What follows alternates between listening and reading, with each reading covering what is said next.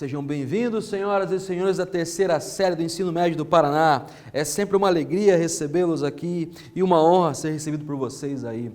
Eu sou o professor Antônio. Enquanto você abre a mochila, o caderno e a cabeça para a nossa aula de língua portuguesa, eu tenho os dois recados de sempre da direção.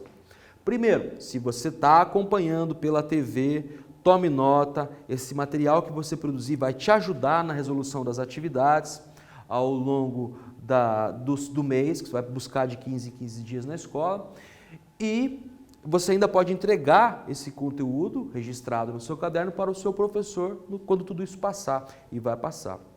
Agora, se você está acompanhando as aulas pelo Aula Paraná, pelo YouTube, fica logado no Classroom com o @escola e não se esqueça de responder a chamada, a atividade obrigatória, ela registra a sua presença no sistema, ok? O que vamos estudar hoje, minha gente? Vamos novamente retomar a poesia, o conto e o romance da geração de 45, a poesia cabralina, reconhecendo os efeitos de sentido decorrentes de escolhas de palavras e da pontuação, e o conto e o romance da Clarice e do Rosa, a prosa, identificando elementos da narrativa, reconhecendo efeitos de sentido decorrentes de escolhas de palavras, expressões e do uso de advérbios, e reconhecendo os efeitos de ironia. Então sigamos. Novamente vocês têm aí no ecrã, na tela de vocês, as fotografias do Rosa, da Clarice e do Cabral.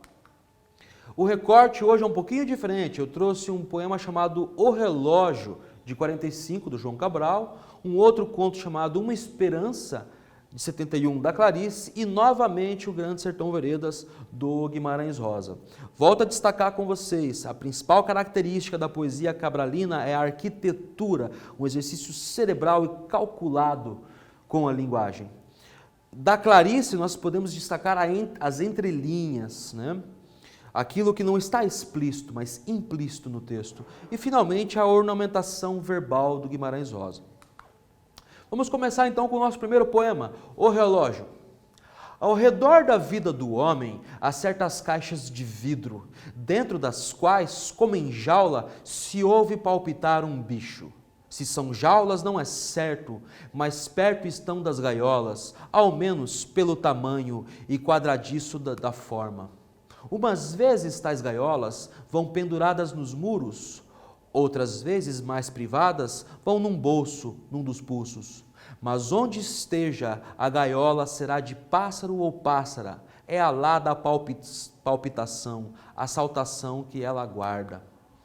E de pássaro cantor, não pássaro de plumagem, pois dela se emite um canto de uma tal continuidade, que continua cantando, se deixa de ouvi-lo a gente, como a gente às vezes canta para sentir-se existente.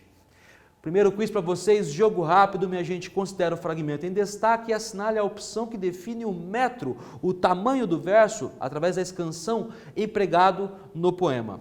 Letra A, redondilha maior, com 7 sílabas poéticas. Letra B, redondilha menor, com 5 sílabas poéticas. Respondam aí, façam a escansão, tentem fazer esse exercício que vai ser interessante para vocês. Eu já volto comentando objetivamente a resposta.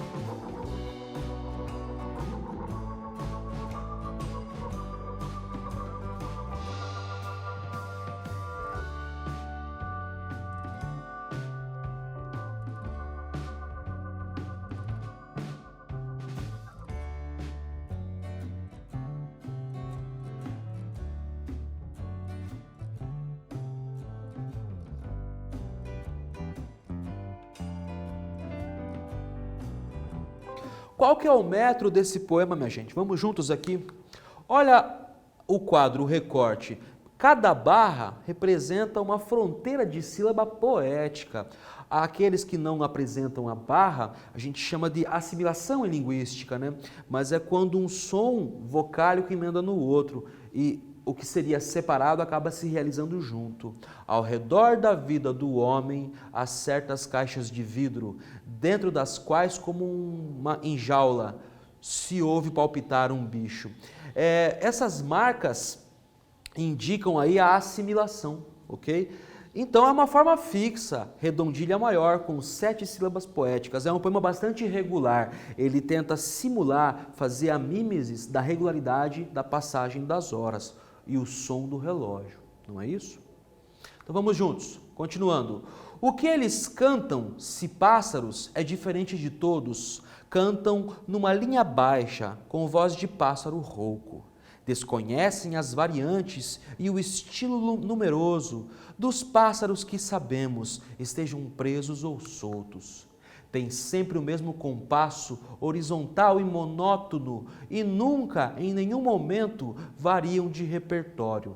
Dir-se-ia que não importa a nenhum ser escutado, assim que não são artistas nem artesãos, mas operários, para quem tudo o que cantam é simplesmente trabalho, trabalho rotina, em série, impessoal, não assinado, de operário que executa seu martelo regular, proibido ou sem querer, do mínimo variar. A mão daquele martelo nunca muda de compasso, mas tão igual sem fadiga, mal deve ser de operário. Ela é por demais precisa para não ser mão de máquina, a máquina independente de operação operária. De máquina, mas movida por uma força qualquer que a move passando nela, regular, sem descrescer. Quem sabe se algum monjolo ou antiga roda de água que vai rodando passiva, graçar a um fluido que a passa. Que fluido é ninguém vê, da água não mostra os senões, além de igual é contínuo, sem marés, sem estações. E porque tampouco cabe, por isso, pensar que é o vento, há de ser um outro fluido que a move, quem sabe o tempo. Quando por algum motivo a roda de água se rompe, outra máquina se escuta, agora de dentro do homem. Outra máquina de dentro, imediata, a reveza, soando nas veias, no fundo da poça do corpo imersa. Incapaz agora dentro de ainda disfarçar quem nasce, daquela bomba motor, coração noutra linguagem, que, sem nenhum coração, vive a esgotar, gota a gota, o que o homem de reserva possa ter na íntima poça. Atividade 1 para vocês, minha gente, a primeira atividade discursiva. Considere o fragmento e responda. À direita vocês têm o fragmento e os comandos à esquerda. Qual a diferença sonora entre as palavras em destaque? Observe no recorte. E no plano semântico, o que essas palavras significam? Que relação há entre estas palavras e o coração e a expressão gota a gota nos primeiros segundos versos dessa estrofe?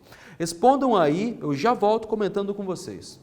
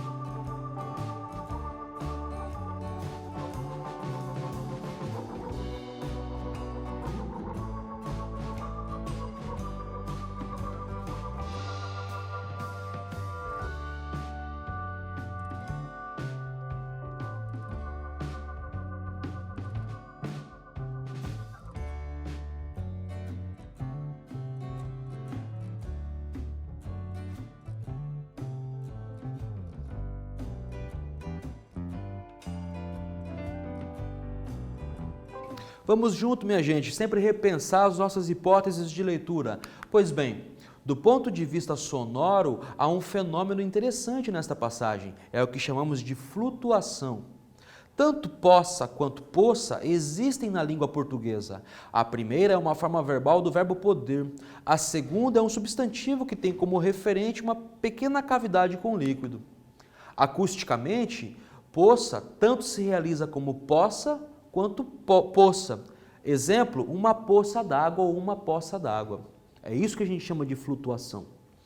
De fato, o e o flutuam em várias regiões do Brasil. No plano semântico, o verbo se relaciona ao coração humano. Já o substantivo, a expressão gota a gota, pois é o tempo que esgota indiferente à vontade íntima do homem. Inaugurada nos versos anteriores, né? Aqui no recorte vocês podem acompanhar tanto os destaques em negrito, poça e poça. Eu costumo falar poça, mas não há nenhum problema em falar poça, né? E como essas palavras se articulam dentro da estrofe. Ok até aqui? Sigamos. Uma esperança, Clarice Lispector, é o nosso conto de hoje. Vamos juntos na leitura. Aqui em casa pousou uma esperança, não a clássica que tantas vezes verifica-se ser ilusória, embora mesmo assim nos sustente sempre, mas a outra, bem concreta e verde, o inseto. Houve um grito abafado de um dos meus filhos, uma esperança! E na parede, bem em cima de sua cadeira, emoção dele também que unia em uma só as duas esperanças. Já tem idade para isso. Antes surpresa minha, esperança é coisa secreta e costuma pousar diretamente em mim, sem ninguém saber, e não acima de minha cabeça numa parede. Pequeno rebuliço, mas era indubitável. Lá estava ela, e mais magra e verde não poderia ser. Ela quase não tem corpo, queixei-me. Ela só tem alma, explicou meu filho, e como filhos são uma surpresa para nós, descobri com surpresa que ele falava das duas esperanças. Ela caminhava devagar sobre os fiapos das longas pernas, por entre os quadros da parede. Segunda atividade para vocês, minha gente, vamos juntos. A partir da sua leitura do fragmento, responda. Vocês têm aí o recorte, releiam para responder o seguinte enunciado.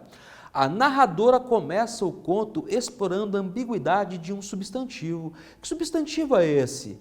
Que efeito de sentido decorre do emprego dessa palavra? A gente já viu isso com a Raquel de Queiroz.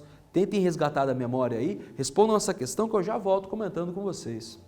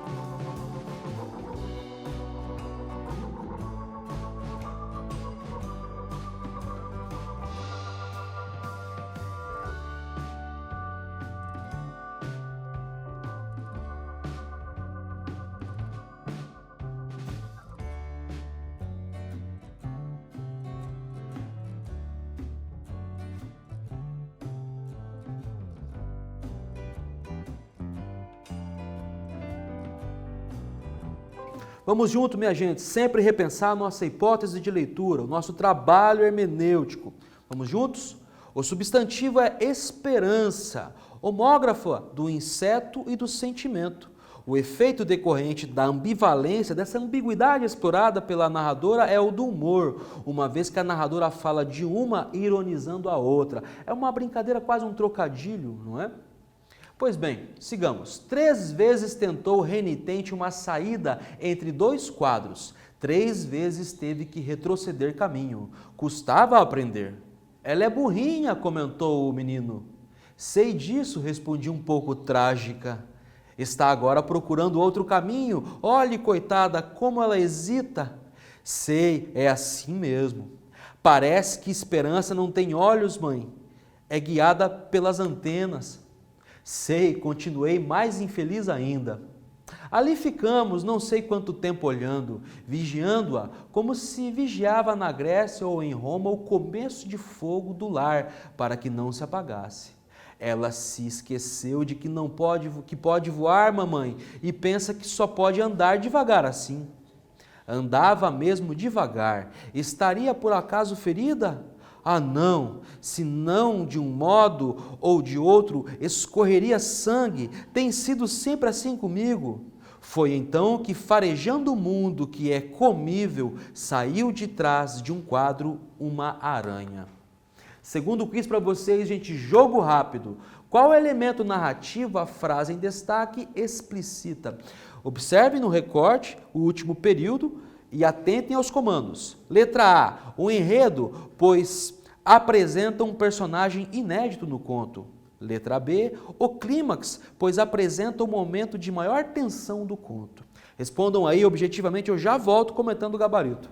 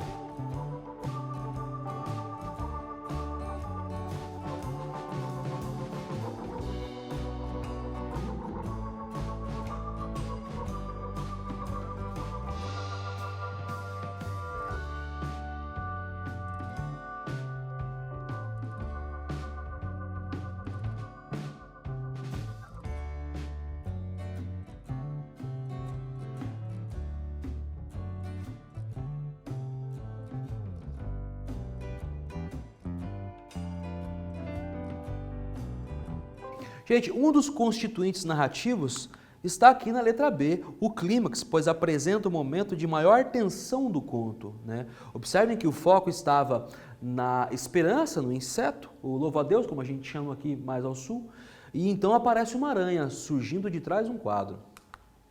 Continuemos. Não uma aranha, mas me parecia a aranha, andando pela sua teia invisível, parecia transladar-se maciamente no ar. Ela queria esperança, mas nós também queríamos e, Deus, queríamos menos que comê-la. Meu filho foi buscar a vassoura, eu disse fracamente confusa, sem saber se chegara infelizmente a hora certa de perder a esperança. É que não se mata a aranha, me disseram que traz sorte. Mas ela vai esmigalhar a esperança, respondeu o menino com ferocidade. Preciso falar com a empregada para limpar atrás dos quadros. Falei sentindo a frase deslocada e ouvindo o certo cansaço que havia na minha voz. Depois devaneei um pouco de como eu seria sucinta e misteriosa com a empregada. Eu lhe diria apenas: você faz o favor de facilitar o caminho da esperança? O menino, morta a aranha, fez um trocadilho com o inseto e a nossa esperança. Meu outro filho, que estava vendo televisão, ouviu e riu de prazer. Não havia dúvida, a esperança pousara em casa, alma e corpo. Mas como é bonito o inseto, mais pousa que vive, é um esqueletinho verde e tem uma forma tão delicada que isso explica porque eu, que gosto de pegar nas coisas, nunca tentei pegá-la. Uma vez, aliás, agora é que eu me lembro, uma esperança bem menor que esta pousara no meu braço. Não senti nada de tão leve que era, foi só visualmente que tomei consciência de sua presença. Encabulei com a delicadeza, eu não mexi o braço e pensei, e essa agora, que devo fazer? Em verdade, nada fiz, fiquei extremamente quieta, como se uma flor tivesse nascido em mim. Depois não me lembro mais o que aconteceu e acho que não aconteceu nada. Questão 3 para vocês, minha gente. Atividade. A partir da sua leitura do fragmento, responda. Vou deixar o recorte aqui para que vocês releiam com atenção e respondam o enunciado.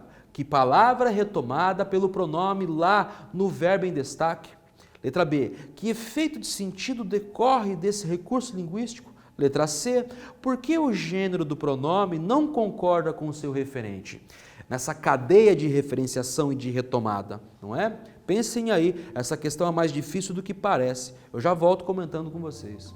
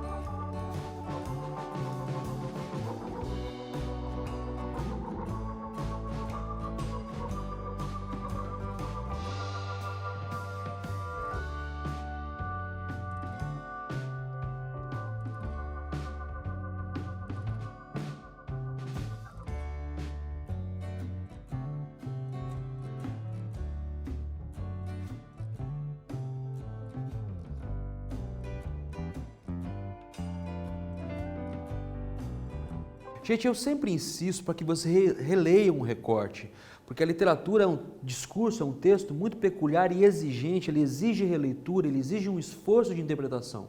Para responder esses enunciados, você devia reler. Mas como é bonito o inseto, mais pousa que vive, é um esqueletinho verde e tem uma forma tão delicada que isso explica porque eu, que gosto de pegar nas coisas, nunca tentei pegá-la. Observem ali, ó, a palavra que encerra este recorte, né? Pegá-la, tem um pronome ali em posição enclítica, né? Então vejamos, o pronome retoma esperança, palavra ausente, aliás, do recorte, mas eu a reconheço. Há uma ironia no emprego desse pronome, pois se espera que ele retome inseto, no masculino. Mas a estratégia e a escolha da narradora é outra, e não é gratuita. A narradora emprega o pronome feminino porque este concorda com o sentimento abstrato, a esperança, né? E não apenas o inseto. É novamente uma brincadeira com o substantivo que a narradora propõe aqui, ok? Sigamos. Gente, este é o segundo parágrafo de Grande Sertão Veredas, né? É uma obra muito densa, a gente já leu a última aula um fragmento, o primeiro parágrafo. A gente vai agora falar do segundo parágrafo, que é onde aparece o problema central de toda a narrativa. Do demo, não gloso, Senhor pergunte aos moradores, em falso receio desfalam no nome dele, dizem só o que diga, vote. Não, quem muito se evita se convive, sentença num Aristides. O que existe no Buritizal primeiro, desta minha mão direita, chamado a vereda da vaca mansa de Santa Rita? Todo mundo crê, ele não pode passar em 3 lugares designados, porque então a gente escuta um chorinho atrás e uma vozinha que avisando, eu já vou, que é o capiroto, o que diga. Atividade 4 para vocês, minha gente. A partir da sua leitura do fragmento e atentando a palavra em destaque, responda. Releiam o recorte, atentem à palavra negritada e respondam. Que efeito de sentido o neologismo negritado produz? Que processo de formação de palavra foi empregado na criação desse neologismo? Por que o narrador optou por esta escolha? Respondam aí, eu já volto comentando com vocês.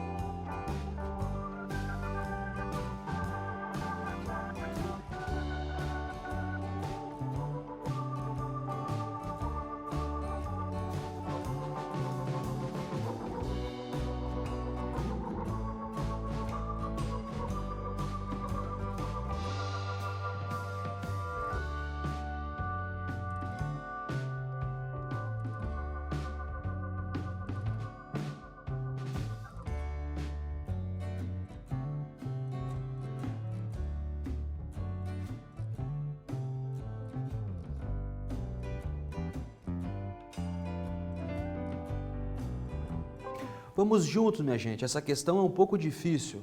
Mas quais são as hipóteses de resposta? O neologismo criado por derivação prefixal, desfalar ou desfalam, produz um efeito dissimulado e irônico. O morfema de negação aqui insinua um desvio, como se os moradores desviassem o nome maldito para afastar sua possível aparição. O narrador optou por essa escolha em função da superstição que a figura folclórica de Mefistófeles encerra. Além disso, há um traço importante ao longo de toda a narrativa, a oralidade. Assim, o improviso dessa modalidade da língua, bem como a virtualidade plástica da fala, inunda todo o romance sertanejo, da pontuação não gramatical ao discurso monológico em situação dialógica. É no paradoxo dessa desfala que reside o poder da palavra inventada, o neologismo. Veja, gente, o des é um morfema muito produtivo, a gente usa ele o tempo todo. Fazer, desfazer, por exemplo, né? A minha avó ainda dizia feliz e desinfeliz. Sigamos, minha gente. Retomando. Características gerais de 45. Experimentação e inovação estética, né? Temáticas e linguísticas. Preocupação com a palavra e a forma. Temática essencialmente humana. Prosa urbana e regionalista. Urbana com Clarice, regionalista com Cabral e Rosa. Universalidade, mergulhando no mais singular, se encontra o universal.